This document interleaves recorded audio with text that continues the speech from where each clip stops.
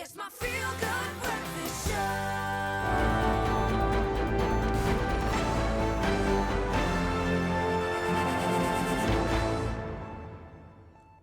Nope, the news isn't weird enough today. I'm cancelling it. No, it actually is. It's a Friday, and I know, been a shorter week, but man, have we packed it in. That did not stop the flow of dramatic headlines.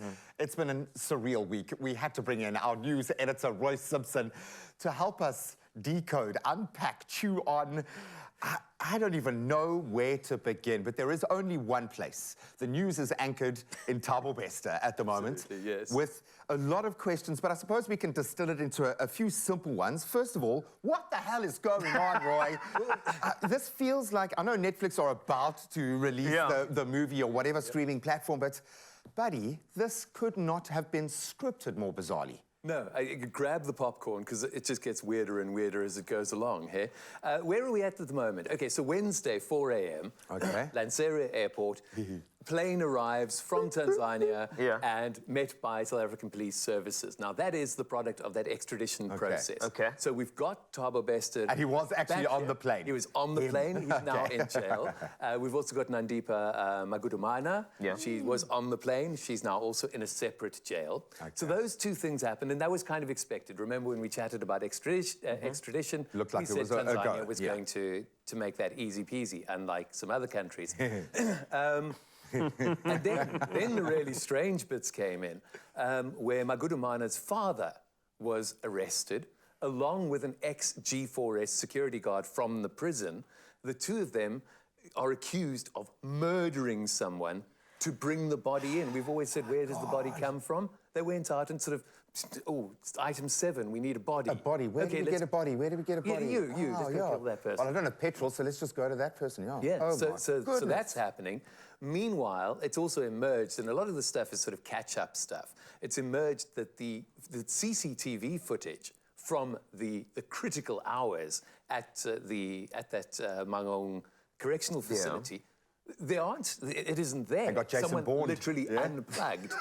Jason Bourne? Totally. So now the CCTV guy is also been arrested. Oh, my So that's word. 5 people now. But that's nowhere near the total. For sure. We'll chat about Glynis Breitenbach and Parliament shortly. But she poured such scorn on the idea that it was so few people for good reason. So perhaps the most bizarre part of this is how long it's taken, how it's the ground-up article that seems to have triggered everything after a year of inaction. And it's just that distinct whiff of cover-up.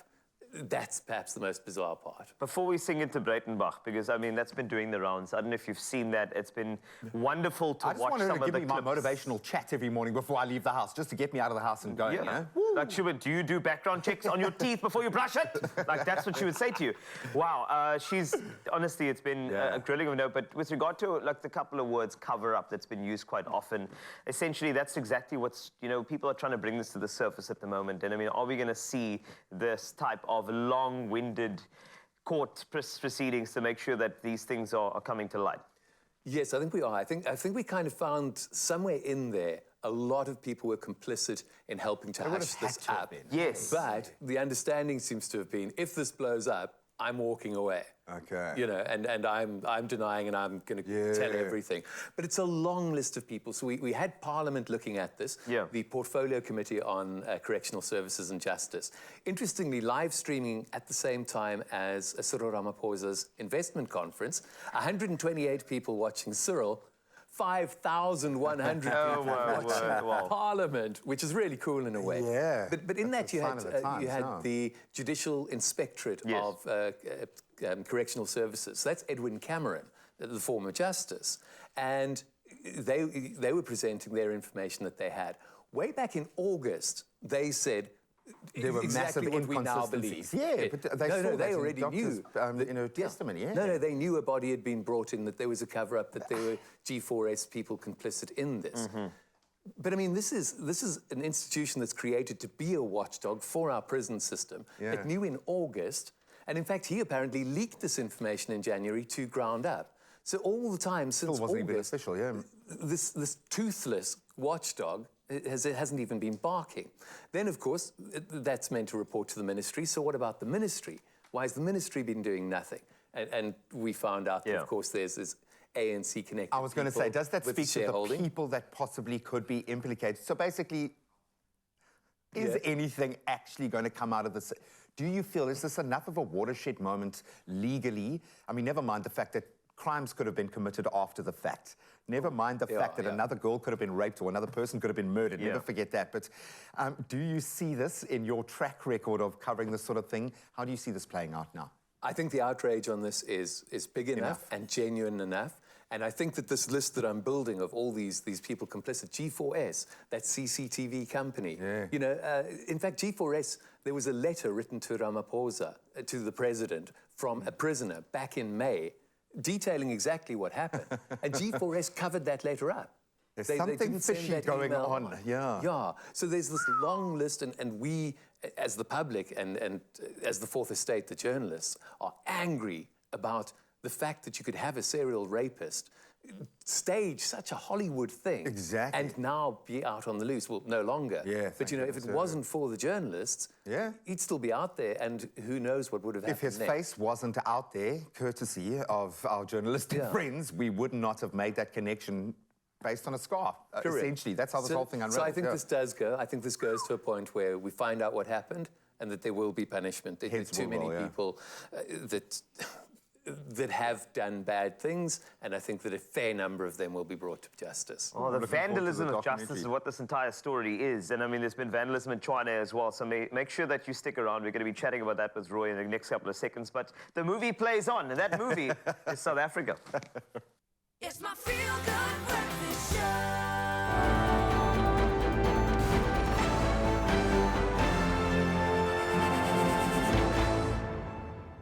What a grand introduction, and we are back with our look at the major news stories of the week on your Feel Good Breakfast Show. Expresso here in S3 with news editor Roy Simpson. He is back, and he's going to help us decode a bunch of them. Now, beyond the whole Thabo Bester saga, there's also been one of the big headlines coming out of Pretoria. There's a power crisis. It all started on Sunday when electricity pylons collapsed, and it took until 10 o'clock yesterday morning to get power back to all the affected areas. Here to unpack and get to the bottom of the power is a man who's powerful in his own right. Roy Simpson, what's going on? Wow, what is going on? Yeah. There was a weird moment on Monday for those who were watching, where we sort of had to segue into, there's this thing on the N4, 3 trucks and somehow a pylon was involved. So it turns out that the total of 7 big pylons, electricity pylons, were brought down across the N4 in Pretoria. Now, that was on Sunday afternoon already. And since then, man, just huge parts of Pretoria East, Mamelodi, places like that, all without power for days and days on end. Because these are the mayor of Tshwane, Cilliers Brink, who we'll chat to in a bit. He and, very interestingly, the Minister of Electricity, Josiencho Ramakgopa, held a joint press conference and sort of detailed where things were at. And these are the big 132 kilovolt lines that have come down. They are now being processed and replaced with a different system. But, I mean, you look at Mamelodi, that's, 350,000 people, plus all these other places. So you're looking at 500,000 people. One of the most jam-packed days, who haven't had their electricity. So the social impact has been quite, I mean, it's been large. That's a lot of people. You've also had just the roads being in chaos as these things are happening. And then, of course, businesses. So Ford, for example, had to shut down their factory, and they make about 720 cars a day. That affects our GDP. Well, at about 200K a car, you're looking at, 144 million rand a day. 2 days lost, that's nearly 300 million rand in lost revenue. I don't know if their workers got paid because there was no work to do. So like the domino effect of that, this has been a very, very big deal. Is it poor infrastructure? Is it vandalism? Well, am I asking the wrong person? No, you totally haven't. Look, Cilliers Brink, when you guys do get to chat to him, kudos to him. He has led really well in terms of giving information and also the way in which he's given the information. The updates have been consistent. He has placed the blame on vandalism for profit. Okay. So stealing cables. Yeah. So this is the thing. They're selling this stuff for scrap metal. So there was a picture published by Eskom of one of these pylons. I borrowed it from Business Day, and they sort of showed you where the little struts are missing. So that sort of makes the whole structure weaker. So something happens, one of them goes over, pulls the other one over, pulls the other one over. That's how you get that chain reaction. And I remember when Cape Town's trains came to a halt because all the copper cables were being stolen. So it's the same problem where as long as the commodity prices are rising, and over the last 10 years, scrap metal prices have been going up. So as long as those prices rise, there's syndicates that know that, and they sort of shop to a list, go get us more of this. Well, they'll pay more for it mostly at bucket shops. So the guys will steal little bits of infrastructure, sell it to these places called bucket shops. Kind of wash it, essentially. Yeah, so they then melt it down so that when it gets to a dealer with a license, it's just this clump of metal. There's no identifying marks left on it. So government, of course, in November, banned the export of scrap metal for 6 months. There's a proposal that should continue. But as long as there is a market for it, people are going to be doing this, so we need to look at alternatives. So Pretoria at the moment is currently putting up what they call monopoles, which are just structures that halfway up, it's a single pole, monopole, halfway up is concrete, so there's nothing to steal. And then from then on, it goes up, and then the pylon's attached to that. There it is. So we're having to, there we go. That's them actually installing the ones yesterday. Not quite as terrifying as a pilot. I don't know if it was just our generation that had the fear of God instilled in us to never go anywhere near Don't climb it. anything like that. Don't go under it. Don't do anything. They're very imposing structures, and they blot the landscape. These are less so, but much more importantly, they take away, they de-incentivize criminal activity. Really relatively easy to steal as well, looking at how widespread it is. But maybe this is a gateway, a positive opportunity, as you say, to add to the infrastructure that's there and improve. Indeed. And we're not going to be hard. I'm going to try our best to be hardcore reporters when we chat to the mayor of the Tshwane municipality. Of course, Celias Brink is going to be very bravely joining us to give us a very up-to-date update on what's going on in the area. If you are affected, please let us know. 063-408-8863. It's how the news affects you that affects us most. We want to hear about it.